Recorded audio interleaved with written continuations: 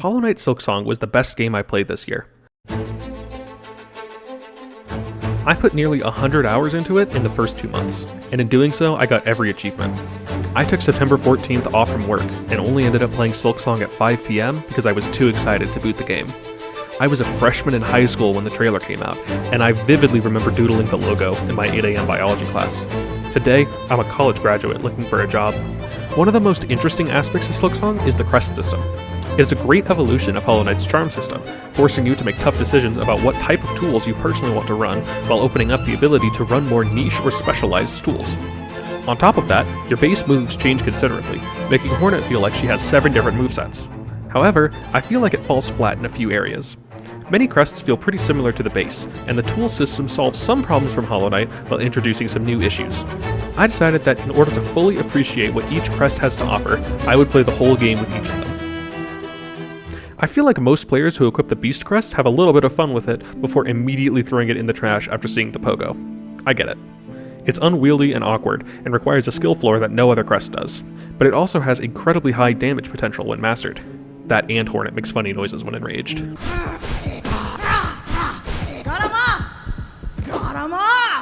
Is it really as bad in normal gameplay as I've seen others say? In order to make this a little different than just a 5th playthrough, I decided I'm going to tie this challenge with another, a no rosary challenge. Now, I'm not nearly good enough at the game to not collect any rosaries, but I am dumb enough not to spend any. So now, let's answer the question: can you beat Hollow Knight Silksong while feral?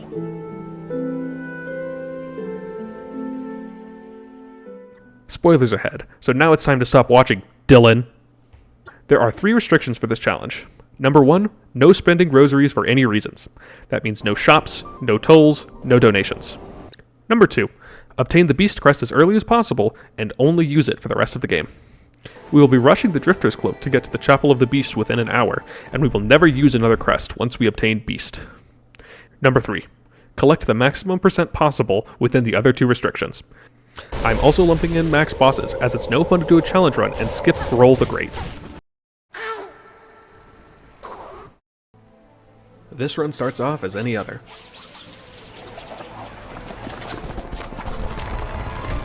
Falling in a big hole.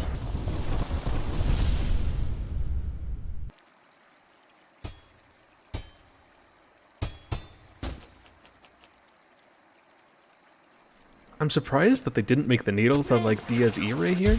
It's so close. As we make our way up through Mos Grotto, we grab the first 2 moss berries and spare the silly moss mirror that are flying around. They don't drop anything important, and I've done this section enough that I just want to get through it. Moss Mother is not much of a challenge.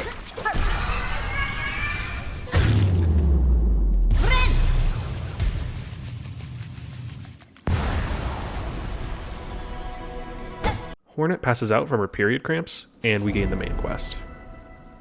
Hi, Bilby! We make our way through the Marrow, fighting some beast flies and skullbirds, opening the door for Sherma, and climbing up until we reach our first tool, the Shard Pendant. Surprisingly, this tool will stick with us for the rest of the challenge, as our selection of yellows are very limited, and the shards will be handy for keeping our tool uses up. I never reached the shard cap despite not using too many tools, and I did come dangerously close to running out during a few future grinds. We will discuss the rest of our arsenal as we fill out our build. Poshunka!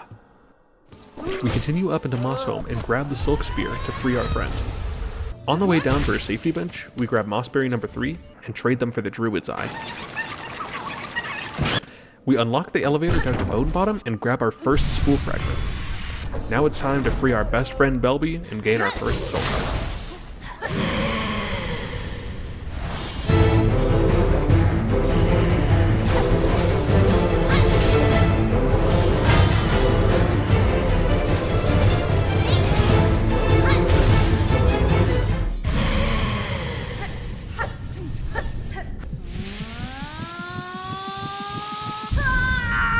Now, we are heading to Swift Step, grabbing a piece of craft metal, the straight pin, and entering deep docks. The traversal is uneventful when you know where everything is, and we make it to the Baby Scar arena without hassle. After a few well-timed spears, we can obtain the Swift Step. Everything will be a lot quicker now. We can save our first 2 fleas and grab our second spool fragment, obtaining our first upgrade in 26 minutes. Then I did this. Oops. Do another quick arena, say hi to the Forge Daughter, and it's time for Lace 1. Lace is easy. I said Lace is easy. There we go. And it's not long until we make it to the far fields. We grab the warding bell and take a quick peek into lower deep docks using a shortcut in this room. This place will be important later, so don't you forget it. We say hi to Seamstress, then farm up some flexile spines for the Drifter's Cloak. Flexile? Huh, yeah. We make a quick detour above the balloon to grab our first mask shard before heading out to first chorus.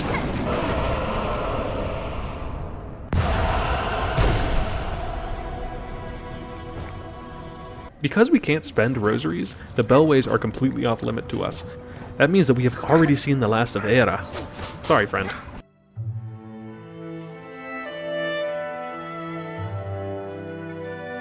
On our way, we rescue a third flea who was captured by the Scar, run through a Scar arena without chakra, and arrive at the Chapel of the Beast. I think a lot of people struggle with the Savage Beastfly because they're trying to fight it like a Hollow Knight boss. In this fight, you can see how my pogo more often than not just gets me hit. In Hollow Knight, most enemies had a very hard time getting you off their heads, unless they could jump into you, which meant that if you were above them, you were typically safe. In Silksong, there are a ton more flying enemies who constantly float up, making it harder to stay above them forever. Additionally, because Hornet has to go down before she can pogo, it makes stalling in the air harder than just mashing a button. Savage Beastfly can also summon minions, which just completely short-circuits players' brains. You see 2 different enemies, and you can't focus on just one, so you end up getting hit by both. It's not like these patterns are hard to dodge, we're just too monkey-brained to focus on several things at once. But once you focus on using all your moves, and keeping the fight fair by killing minions and staying on the ground, your feral fighting style puts the Savage to shame. We finally grab the Beast Crest after 7 minutes and 18 seconds.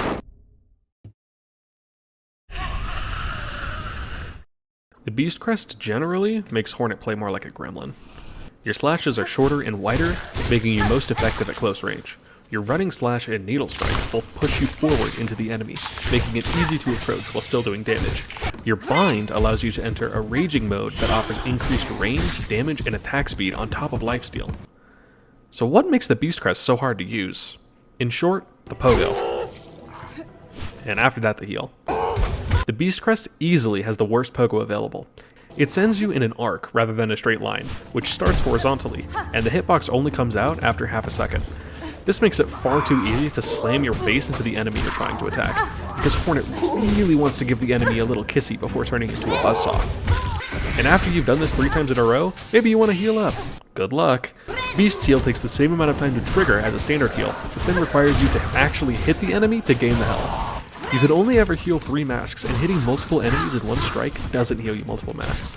Getting hit also lowers the time that you have remaining on your rage, meaning that you could waste an entire spool of silk without getting any damage or healing.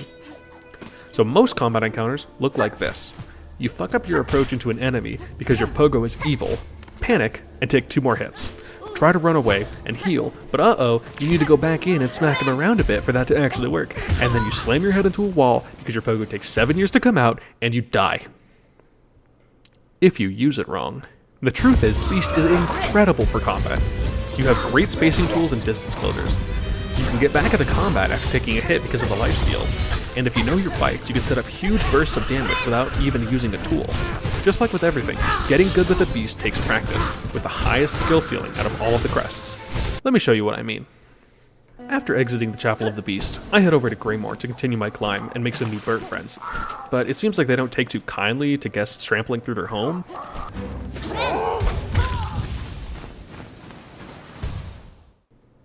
Let's try that again. I'm getting used to the spacing and the limitations of the pogo. The healing is the hardest part for me to get down.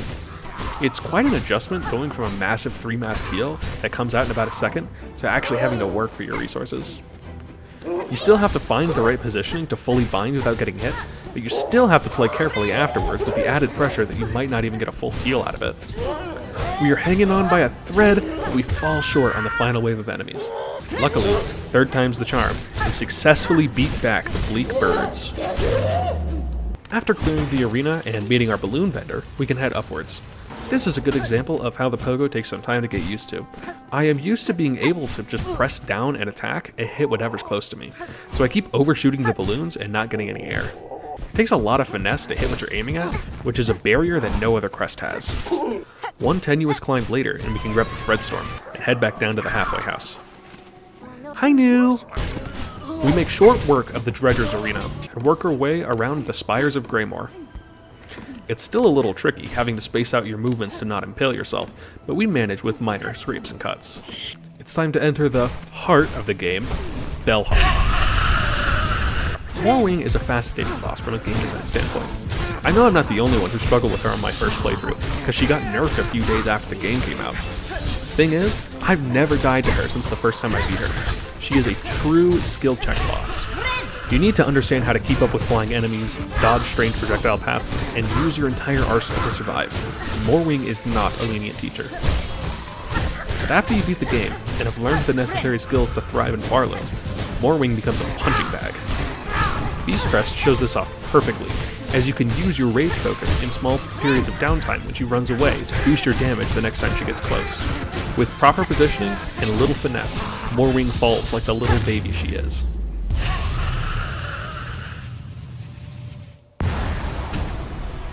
What's up with this place? Before setting off, we unlock the 2 tool slots of the Beast Crest using some memory lockets we picked up outside of the chapel and in the Might Den.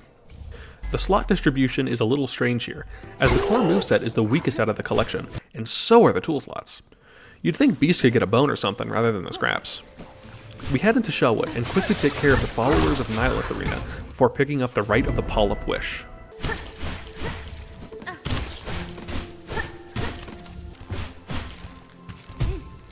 While attempting to climb further, I came across the worst jump in the entire game. No joke, I spent 3 minutes trying to get this jump. It's just slightly too short, so you need to move backwards while not losing too much height, and not poking the spikes that are behind you, and then you finally get it only to fall down and have to do it again. I'm starting to think that the game wasn't made with Beast Crest in mind. After that small setback, we grab Flea 4, Mask Shard 2, and take care of some gardening with Sister Splinter. Heading back to Upper Bellhart, we dive into the Bellways, rescue a 5th Flea, and challenge Widow. I think Widow might be my favorite fight in the game. Something about her voice, the primal scuttling, different types of attacks she uses, the fake out into comeback, her terribly sad story, and the reward you get for beating her. Just a fantastic job. Well done, Team Cherry. Once we obtain the Needlin, we can ring the final Citadel bell to gain access to the Citadel through the Blasted Steps.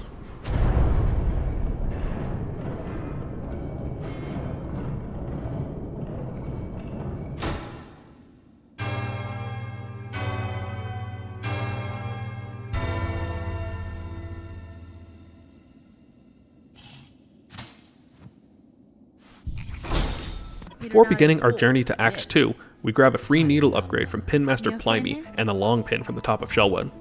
As a first stop in the Blasted Steps, we fight the Great Conchflies.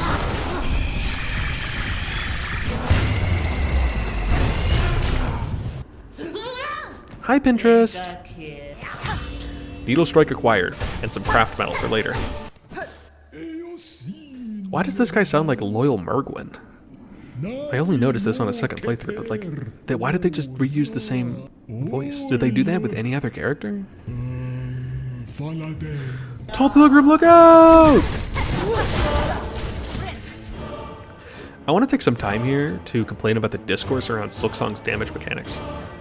I've heard a ton of people claim that the 2 mask damage that many enemies have is overpowered or overly punishing, and I wholeheartedly disagree. Silksong's damage being so high is balanced because of the ease of healing.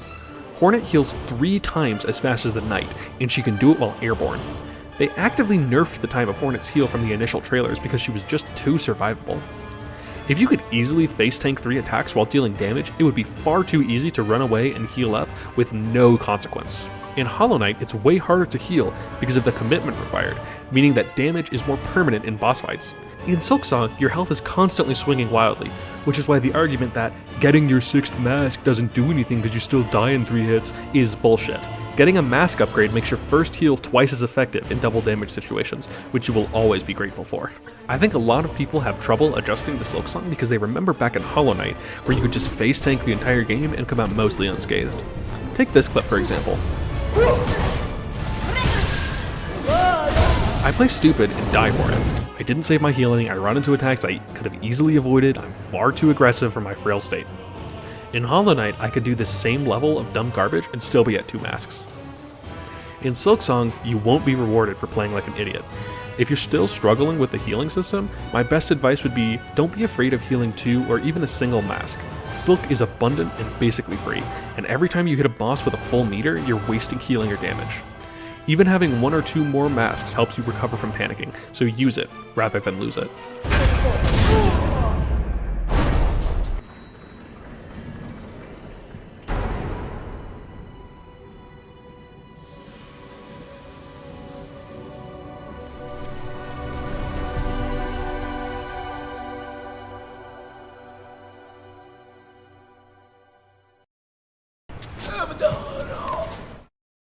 After entering Act 2, we can access our most important tools for the rest of the challenge.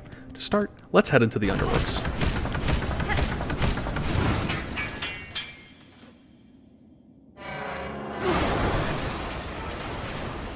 After falling down this big hole, we're left with 1 HP, but that's nothing a god gamer can't overcome.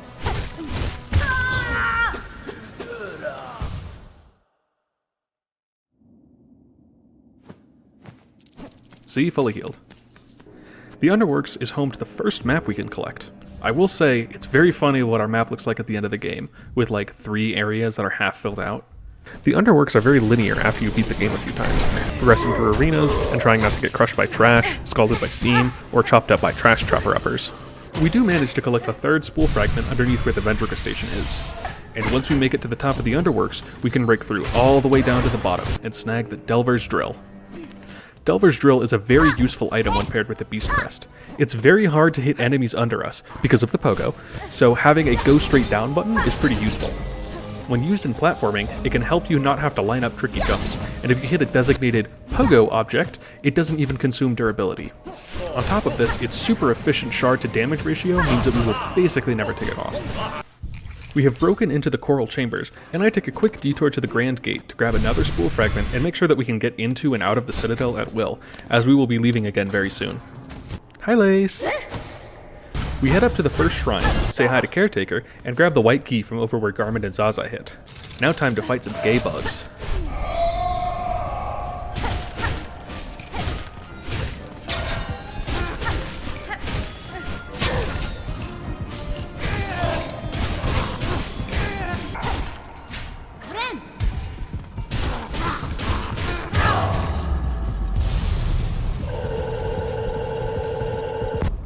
After learning the next stage of our main quest, we descend into the Cogwork core and hang a left to fight the Cogwork arena. I don't know if it's just me, but I have such a hard time with the Cogwork defender. Their shield is massive and the reactions are so quick that I just get hit over and over until I die. Luckily, we managed to scrape by and grab Mask Shard 3. We free another flea, hi Garmin and Zaza, and unlock the upper halls for later. On the way down to White Ward, we make a quick detour into the slab to open this door. Yeah, that's it.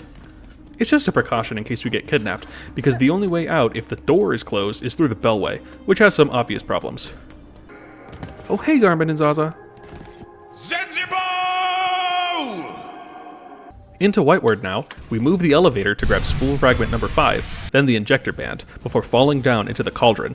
We rescue another flea who must have been mistaken for hot coals, what are you doing here buddy? And acquire the coolest ability, Clawline.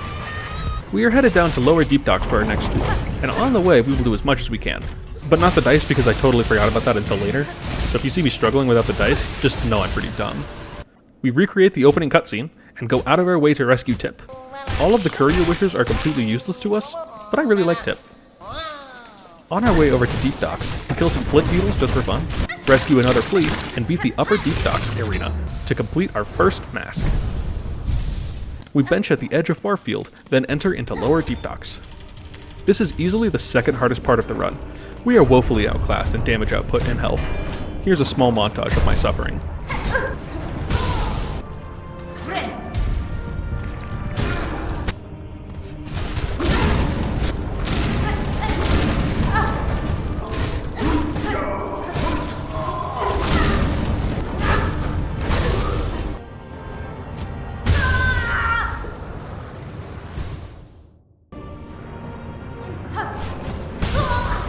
Eventually, we upgrade our spool again, save another flea, and grab Flint Slate, our main tool.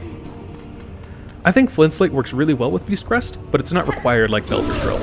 Pairing the needle buff with Fury makes for some insane damage output if you can keep with your hits, and even separately, it allows you to pseudo-rage if you're out of silk or saving it for something else. There's quite a bit of overlap between the tools, and its small inventory and high repair costs might deter some players. If you don't want to use it, I would recommend a super long range option to keep damage up even when you can't close the gap, like True Silk Shot or the Throwing Rings. Personally, I really like having the option to literally melt any boss I come across. Speaking of, while we have claimed our prize, we aren't done here yet. I'm not leaving without my trophy. These guys are a pain in the ass. When they come together, it becomes impossible to get in safe hits, and because Beast requires that you hit to heal, they can decide to box you in and force you to dodge while your lifesteal timer is ticking down, because there's no safe way to go in. Also, they can do this shit. I was at 4 health at the start of that clip, and you thought double damage was bad. After many, many tries, I finally beat him.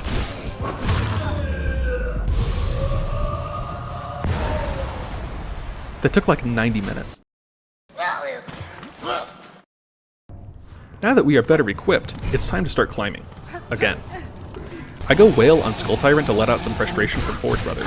Don't worry, Pilby has safely moved to Pilgrim's Rest, so we don't have to worry about pulling a trailer shot. We hitch a ride with the fleas up to Greymore and steal some flea brew for our troubles. After making a pit stop in the halfway house and chatting up Craig, we need to go farm some ragpelt. At the same time, we're trying to complete Bugs of Farloop, so I go out of my way to kill some muck roaches using the shortcut by Craw Lake.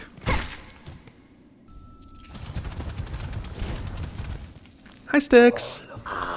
We grab Spool 7 and the 3-fold pin while killing birds because I forgot it earlier. Then, I make a startling revelation. We are 1 enemy away from 100 journal entries, and the closest thing around here are the roach feeders up in Sinner's Road. Those damn Mosmeres!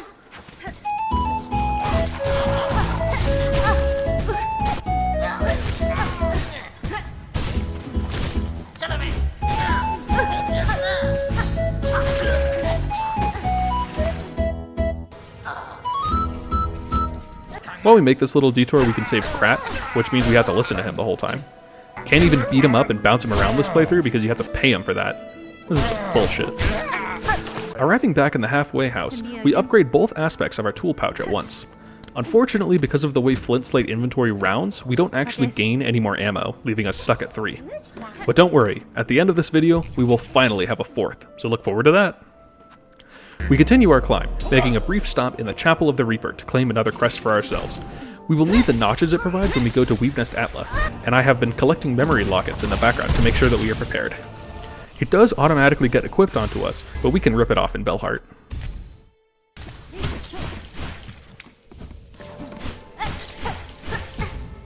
We claim our prize for the Rite of the Polyp, and now we head back into Sinner's Road. Feels like we were just there. Hi, Pill! We talk to the world's most average Australians, and they tell us to eviscerate some bugs.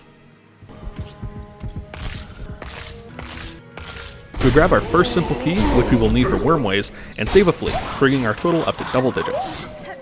We are taking a quick peek into Biowater to grab the ruined tool from Weavenest Merglin, along with Flea 11. The only version of the Silk Shot that we can craft for free is the one at the top of Mount Fae, which we'll be heading to very soon.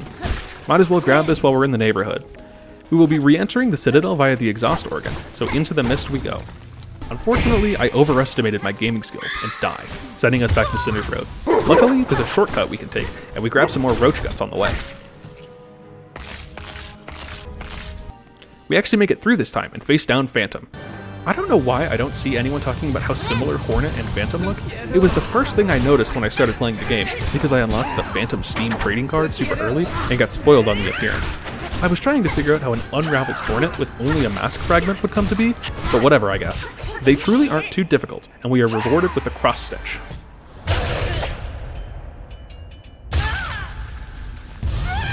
Cross Stitch is my go-to silk skull with Beast, because it allows us to avoid damage in bad situations.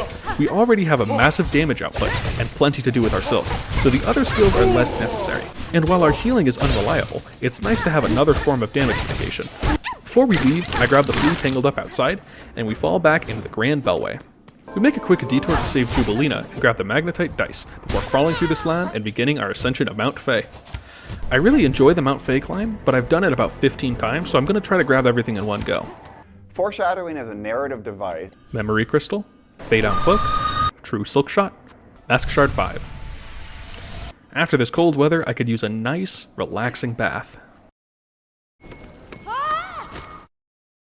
Hi Sherma!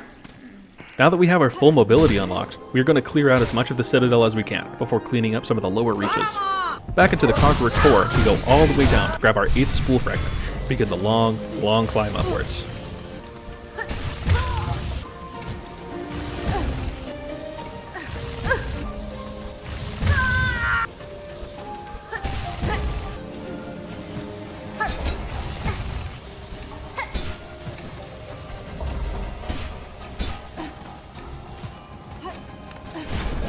I decided to do the archives before the upper part of core, so after we open a shortcut for later, we head over and fuck! We head over to the Whispering Vaults arena. Also, I'm never gonna get a better place to share this, so check this out. Oh yeah, that's the good shit. We grab another flea and some pale oil for our nail upgrade the next time we're in Bellhart. With the claw line, we can do the eastern part of her shrine, so we are... Hornet? Hornet, you missed the... Oh.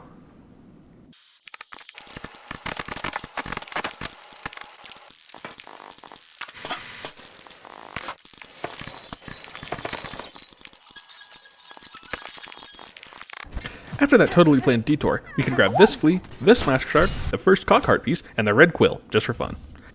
Now, we face... I hate Trobio. Something about the way he moves and his bouncing projectiles, with him going underground and popping up in weird places, just short-circuits my brain, and I cannot deal with him. This fight should not be that hard, especially with Delver's Drill, but it takes me several tries.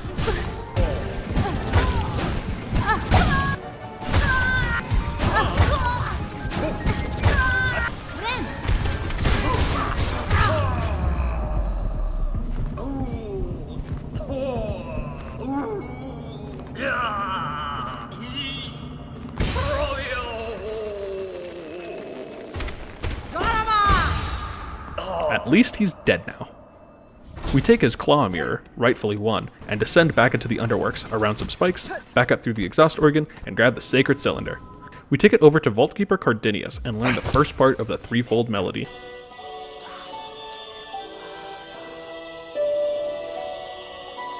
We climb upwards to the Memoriam. There's a bunch of random stuff to collect in here, so let's breeze through it. Mossberry number 4, which we will use to upgrade the Druid's Eye, because why not? Spool number 9 in the Broken Veranda Wing. Volt Vessels after a scary 1 HP fight. Cockheart Piece 2, which is when I remember that I forgot the other one at Coral Chambers. And finally, Bigfoot. I die. Twice. Actually 3 times. Whatever, we are out of here, and quickly grab the last Cockheart piece to set the second Sentinel free. There is more to do around here, but we can save the main quest for later. Let's go be early birds and eat some worms. Heading down the same way we did last time, we arrive at the entrance of the Wormways. We have to use our simple key in order to enter, as there are a few percents in here that we can't grab otherwise. Before that, we can grab Mask Shard 7, almost to another upgrade. Our first stop here is Weavenest Karn to grab the Sharp Dart, then we head up to grab the Alchemist's Assistant Wish from Xylitol. Hi Zango! We pluck some Plasmium and return for our reward, the Plasmium Vial. On our way out, we rescue Flea 15 and grab the Dead Bug's Purse. Taking the secret entrance down into the Chapel of the Wanderer, we can grab Mossberry 5 and the Wanderer's Crest, which is also the last crest we can obtain. Because Architects requires a purchase from the 12th Architect, and Witch requires that we buy spines from Kroll and Benjen, we are locked out of the other crests.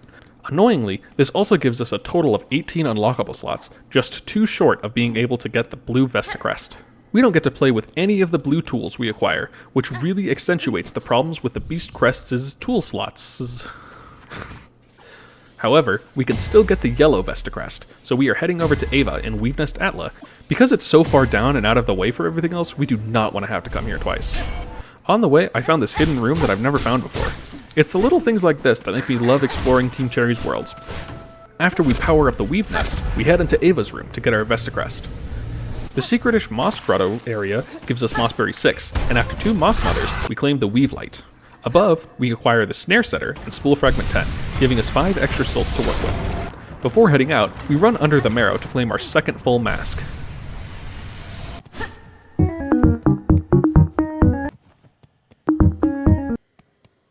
Back in Bone Bottom, we take the elevator we unlocked 7 hours ago to claim the final Mossberry. We give our spoils to the Moss Druid, who upgrades our Druid's Eyes into Druid's Eyes. We scramble over to the far fields and complete the lava arena for Mask Shard 9, and enter Weavenest Sidril for the Silk Speed Anklets. These are the last tool we will be equipping for our arsenal, and are genuinely nice to have in a challenge like this, where you're running all over the map, grabbing random shit before heading back. Without fast travel, we want to move as quick as we can, and when we are doing our final cleanup and grabbing things we missed, like this grub, it'll be nice to do it some odd 25% faster. At this point, we have cleared most of the areas we already know about, so we are heading to a few of the sneakier places around the map. We take the expressway up to Greymoor, and climb higher still into the Wisp thicket. Here, we face our most challenging opponent of the run, Father of the Flame. This boss was tailor-made to be the worst thing to fight using Beast Crest. It's more of a platforming gauntlet than a typical boss fight, which makes it very hard to do anything with our pogo. We have to be super reliant on Delver's Drill to make vertical progress, but it's also our main damage dealer. Additionally, we have no way to heal in this fight. Hitting the lanterns or the core don't count for the lifesteal, so that's another disadvantage over every other crest. Normally, a lot of this fight's challenge can be mitigated by equipping the Magma Bell, having the damage of all of his attacks. In this run, we have nothing. This single fight took me over an hour of attempts, each one getting a little bit further and further. I ended up swapping my loadout a little, replacing Flint Slate with Plasmium Vial. Using it before the fight gives us a whopping 1 extra hit point we can take, but it comes at a steep cost. Without being able to spend rosaries, if we run out of this stuff, it'll be gone for good. I would find that deeply unsatisfying, so I'm going to try my best not to let that happen.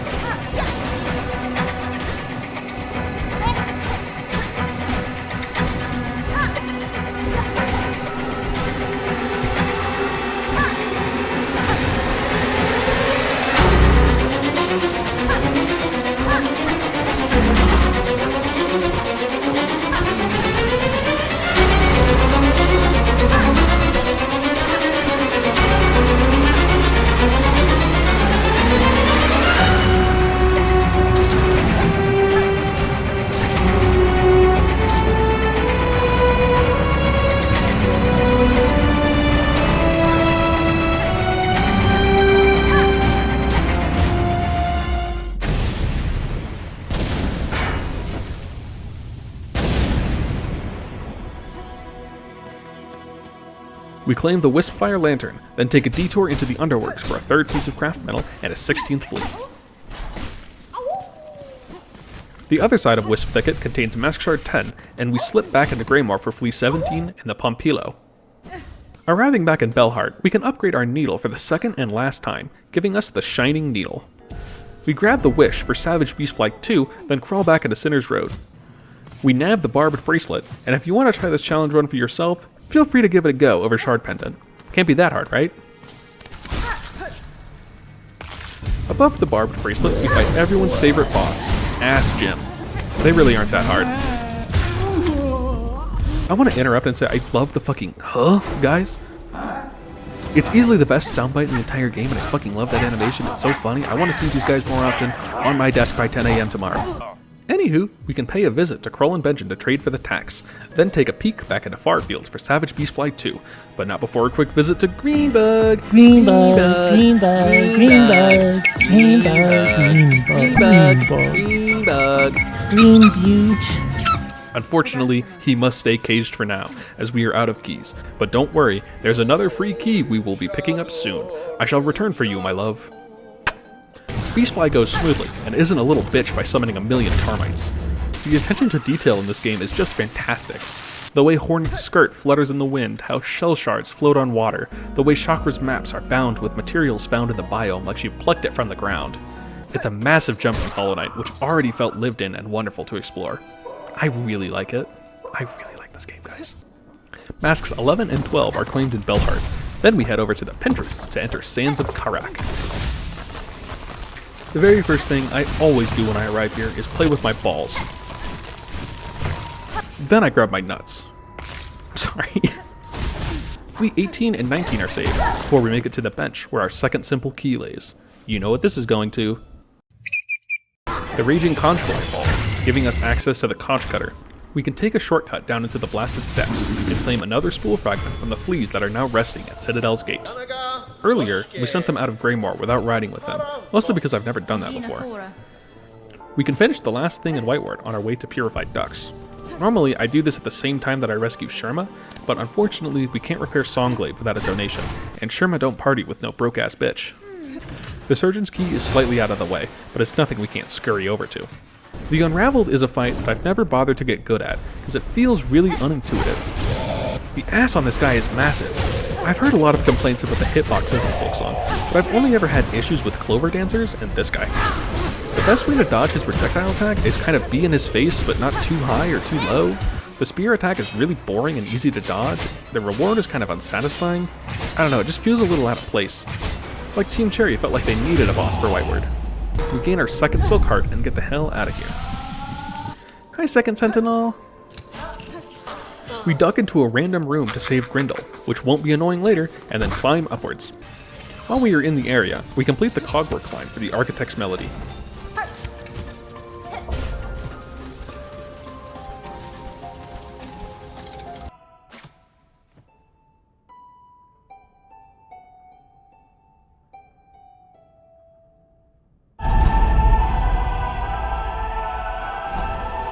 After an awesome superhero landing, we enter the Purified ducts from Memoriam. By the way, is there a different way here? Or do you have to find this breakable wall behind a hidden entrance? I know that a Jubilina quest takes you over here, but do the fleas also send you in this direction to find the Pale Lake? I've never gotten the dialogue to move before I found the lake. Let me know in the comments. There's not a ton to do here, and the main reason we're here right now is because we want to pick up Brood Feast. We'll be turning it in near the end of Bilewater, so we want as much time to collect organs as possible. We also grab the Key of the Apostate for later. Hi Vogue! Let's take in the beauty of the Pale Lake, because this is the last nice thing we're gonna get to see for a while. We saved the worst three areas for last. The stinkiest of the bunch. Some real shitholes. Bilewater, the Slab, and High Halls. What? High Halls aren't that bad? Just wait and see, dear viewer. The High Halls contain the most evil trap in the entire game. You have no idea how diabolical it gets. Wow, look at all these maps we can't buy. We pretty much just want to rush the collectibles, like this flea, and spend as little time here as possible. The secret bench will be our anchor point for getting around. We spent some time farming the swamp squits for organs, grabbing Mask Shard 13 and Quicksling in the meanwhile. As we crawl deeper into the once prosperous Bilewater, beady eyes and hungry mouths make their presence known. We dodge their traps, escape their ambushes, and arrive at the center of their outpost. Here, their terrible master makes his entrance, siphoning a stolen soul from a sickly snail for his sinister purposes. At last, this old swamp shall grow quiet, not from content, but rather a forceful silence.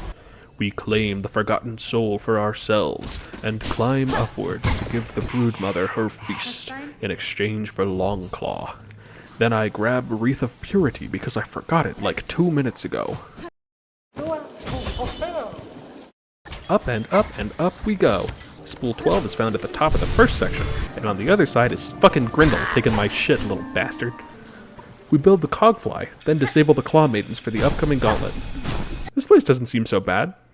Are you really just that bad at the High Halls Arena that you condemn the entire place to the same tier as Biowater? No, I clear it easy first try, and grab the conductor's melody.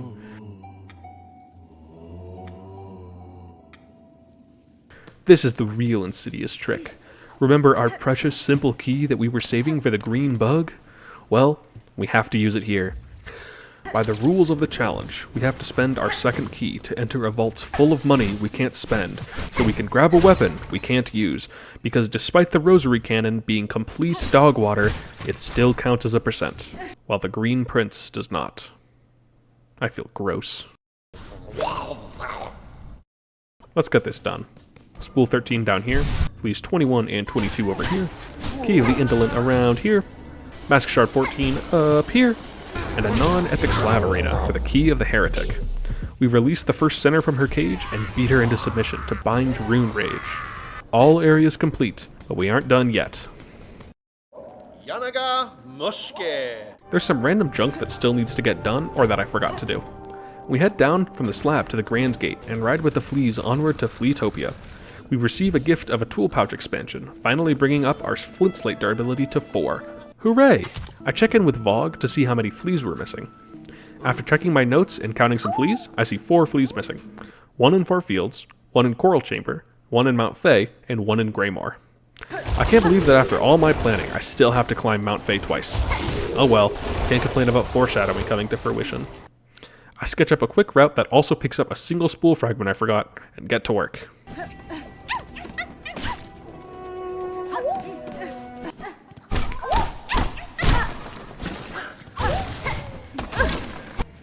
I'm sorry, Fairbug. I must force you to rot in that cage so that I can not play with a Gatling gun that shoots money for the worst DPS in the game. Our last spool fragment, bringing us up to 7 extra notches of silk from the baseline.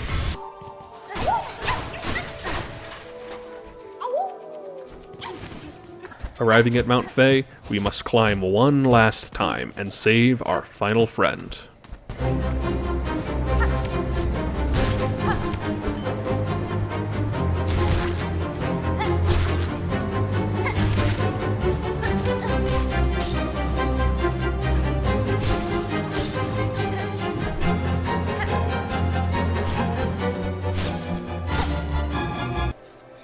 It's not here.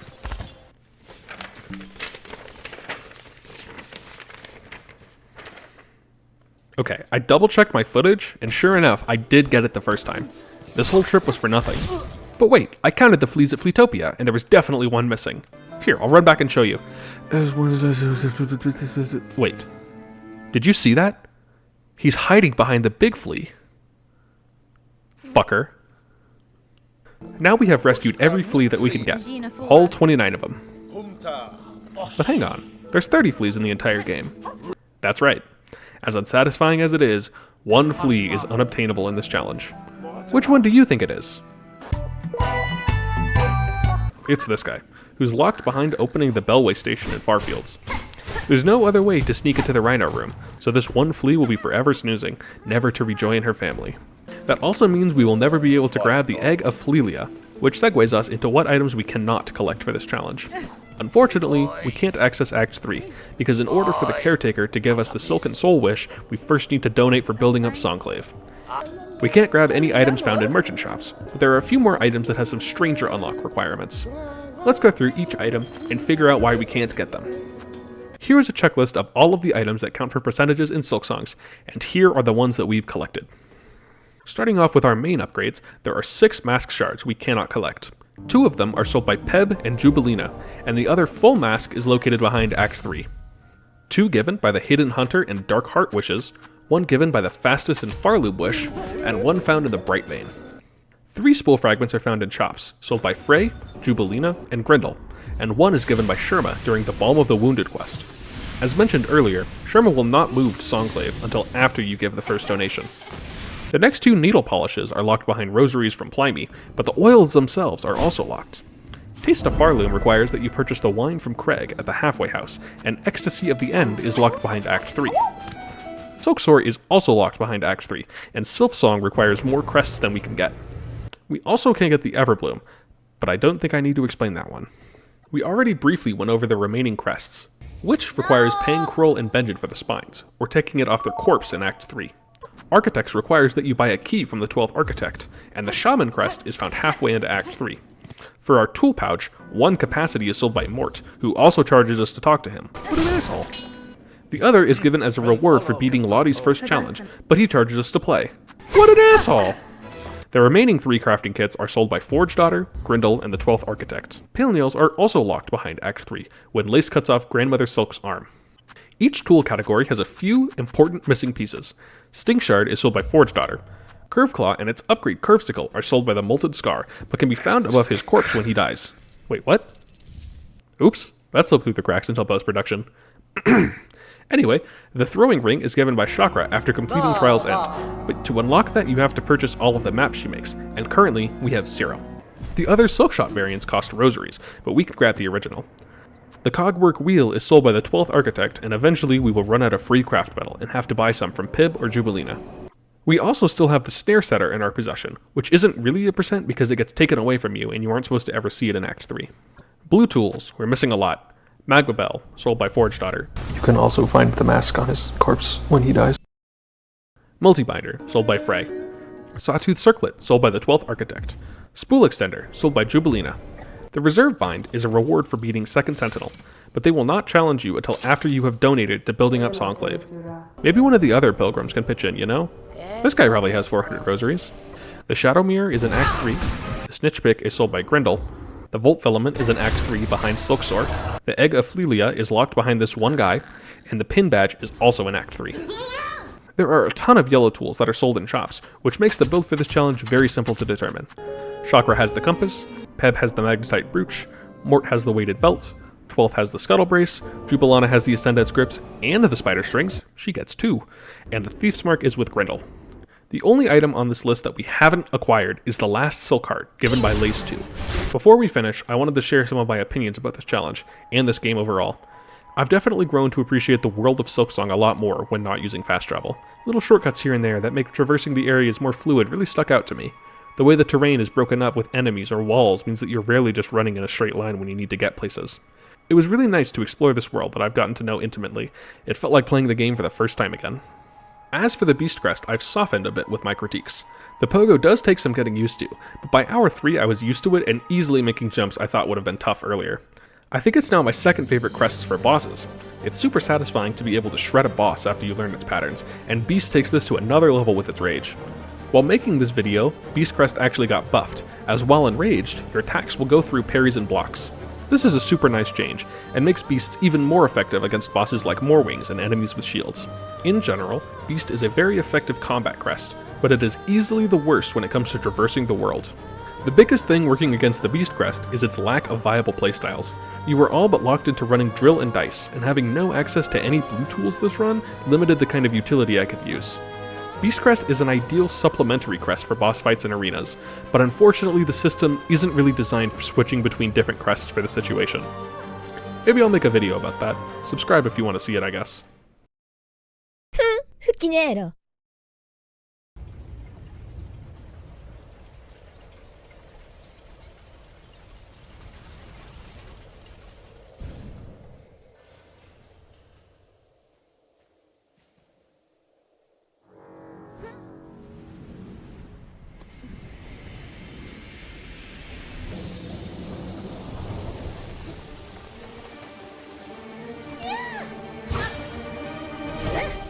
Fuck!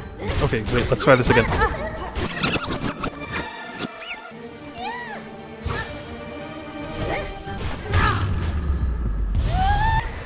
After a hard-fought duel, Lace calls us gross, and we claim the final item of this challenge, the 3rd Silk Heart. Our final climb, to the being behind the haunting. Oh, that's neat. If you never unlocked any of the Ventrica stations, you can only see this one. That's cool. After all this, we finally face our final foe. Let's use all our skills to take her down.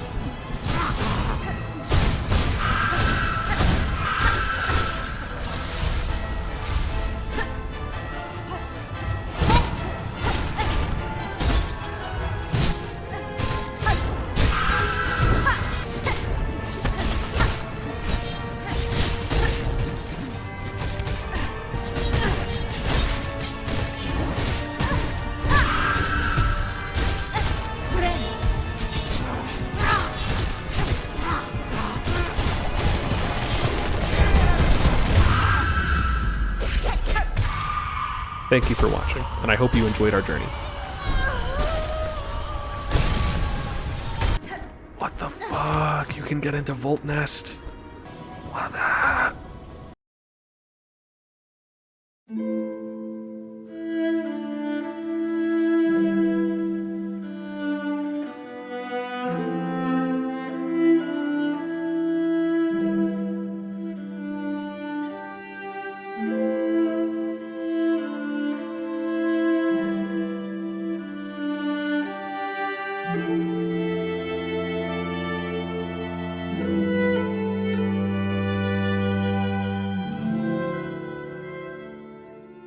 We grab a free needle upgrade from Pinmaster Plymey. Plymey? God damn, what a great name. Then we head up to grab the Alchemist Assistant Wish from Xylotal. Is he of prescription? Green bug. After a hard fart...